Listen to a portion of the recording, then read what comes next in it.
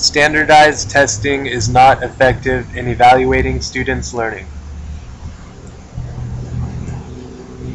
Increase in testing across the board scores are considered the priority over the whole child learning. Our presentation is mainly based on 4 important points. 1. Not all students think the same.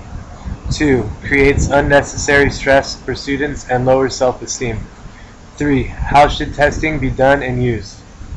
4. How much testing really costs? Not all students think the same. Ms. Thomas, a kindergarten teacher for 20 years, says not all kids think in a standard way. No differentiation for kids with special needs. Howard Gardner, a psychologist, divided intelligence into 7 different categories and stated that everyone learns in a different manner. He categorized them as follows: linguistic intelligence, logical, mathematical intelligence, musical intelligence, bodily, kinesthetic intelligence, spatial intelligence, interpersonal intelligence, and intrapersonal intelligence. Gardner argued that every person possesses his own personal and unique blend of intelligences. It creates an unnecessary stress for students and lowers their self-esteem.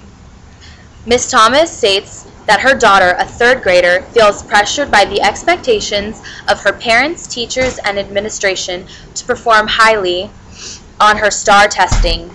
This eventually affects the student's self-esteem when they receive lower test scores than expected.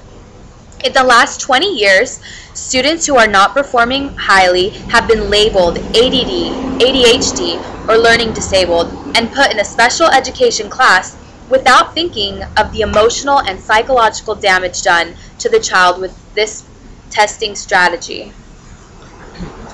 How should testing be done and used? Right now, testing is done in an A, B, C, or D bubble format. Testing and assessments should be teacher-generated. Instead of filling in the bubbles, they should be tested in ways like project-based learning or verbal recall. Mrs. Bedford, a teacher for 10 years, says, "If I have an alternative to testing, I would use project-based learning with only teachers-created assessment for benchmarks, whole child teaching and projects, hands-on learning to back up or support assessments, enriching what we talk about but can't nurture enough, differentiations and learning style. Technology has become a great tool to enhance students' learning and engage them in a positive experience.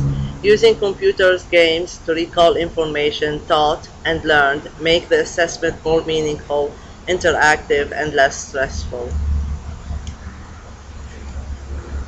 How much does testing really cost? Based on the article, Luna's timely decision on dialing back testing in the Tribune Business News, public schools nationwide spent over $250,000 on the direct math and writing assessment per school per year. Idaho Superintendent Tom Luna decided to pull the plug on these 2 statewide tests and create an assessment for their own to evaluate students' performance. Public schools could easily benefit by saving this tremendous expense by hiring more teachers, minimizing class size, updating technology, and creating new programs for their students. In conclusion, standardized testing is not the best way to evaluate students' knowledge or teachers' performance. There are alternative ways that would benefit education as a whole.